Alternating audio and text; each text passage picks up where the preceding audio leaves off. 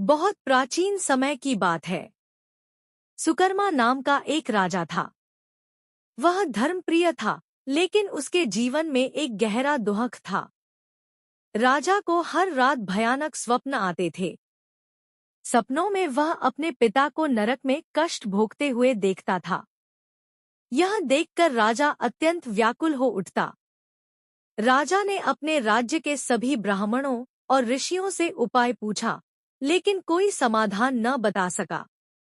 अंत में राजा महर्षि वशिष्ठ के पास पहुंचा और रो रो कर पूरी बात बताई। महर्षि वशिष्ठ ने ध्यान लगाकर कहा, हे राजन, तुम्हारे पिता से अनजाने में एक बड़ा पाप हो गया था, जिसके कारण उन्हें यह कष्ट भोगना पड़ रहा है। लेकिन इसका एक ही उपाय है।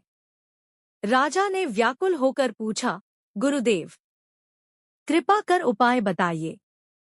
महर्षि बोले, तुम मार्गशीर्ष शुक्ल पक्ष की एकादशी का विधिपूर्वक व्रत रखो, भगवान श्री विष्णु की पूजा करो और उस व्रत का पुण्य अपने पिता को अर्पित कर दो। राजा का व्रत और चमत्कार। राजा ने पूरी श्रद्धा से एकादशी का निर्जल व्रत किया। रात भर भगवान विष्णु का स्मरण किया। द्वादशी को ब्राह्मणों को भोजन कराया और व्रत का पुण्य अपने पिता को अर्पित कर दिया। उसी रात राजा ने स्वप्न देखा।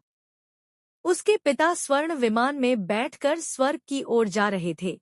उनका मुख तेजस्वी था। पिता ने कहा, वत्स, तुम्हारे एकादशी व्रत के पुण्य से मैं नरक से मुक्त होकर वैकुंठ को प्राप्त हुआ। यह कहकर वे अंतर्धान हो गए। कथा का सत्य और फल। शास्त्रों में कहा गया है, एकादशी व्रत करने से पाप नष्ट होते हैं, पूर्वजों को शांति मिलती है, मनुष्य को अंत में मोक्ष की प्राप्ति होती है।